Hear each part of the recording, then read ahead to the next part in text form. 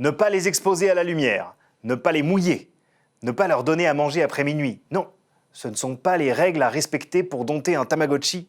C'est les trucs à ne pas faire si vous ne voulez pas vous retrouver avec des gremlins dans toute la baraque. Évidemment, moi, j'ai rien respecté et je suis envahi.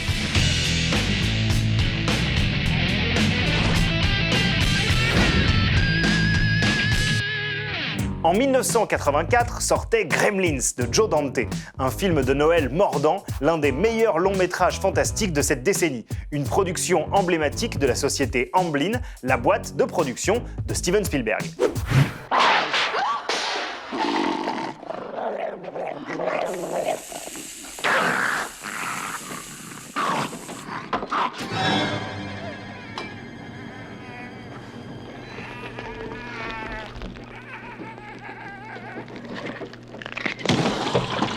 Aujourd'hui encore, il y a de quoi rester bouche bée devant les effets spéciaux qui ne s'appuient sur aucune image de synthèse. On doit le design des créatures à Chris Wallace, également créateur des maquillages de La Mouche de David Cronenberg, qui lui vaudront un Oscar en 1986.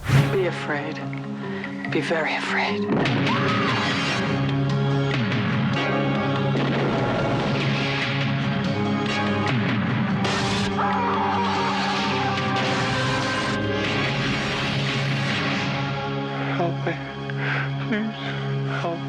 Durant des années, il a été difficile de trouver des jouets vraiment satisfaisants issus de la licence Gremlins. Certes, il y a eu des figurines en plastique sans articulation de la marque LJN, des poupées Gizmo, mais franchement, qui voudrait vraiment ce truc hyper creepy chez soi ?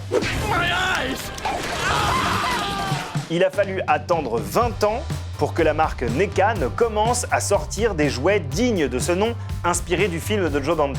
Et une dizaine d'années de plus pour qu'enfin les figurines Gremlins aient de la gueule.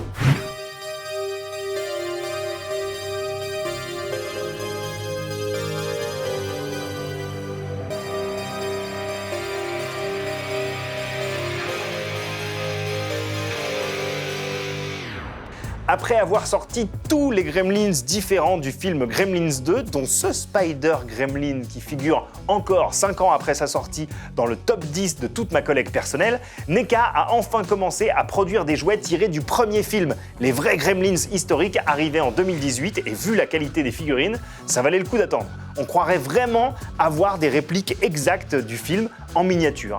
Les nouveautés continuent de débarquer avec 2 packs un peu spéciaux qui vont arriver juste à temps pour Noël.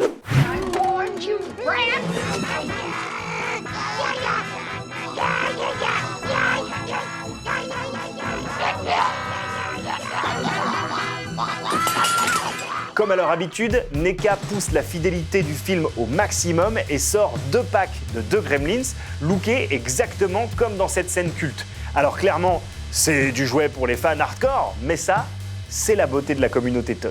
Il y a des gens qui vont claquer leurs économies pour recréer cette scène avec des jouets. Ce sont des gens que je respecte. Aujourd'hui, dans le rewind de Pop Life, cette info qui me fait toujours beaucoup rire, c'est le mec du jury de America's Got Talent qui fait la voix de Gizmo dans les Gremlins.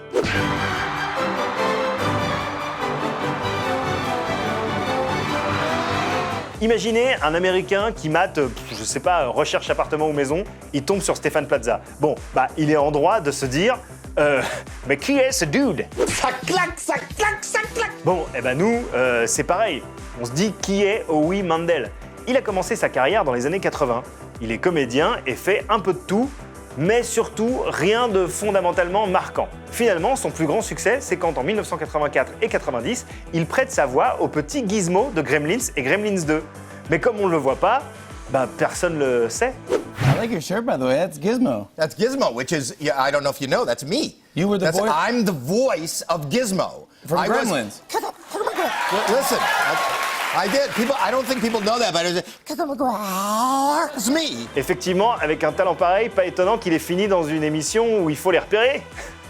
Les talents.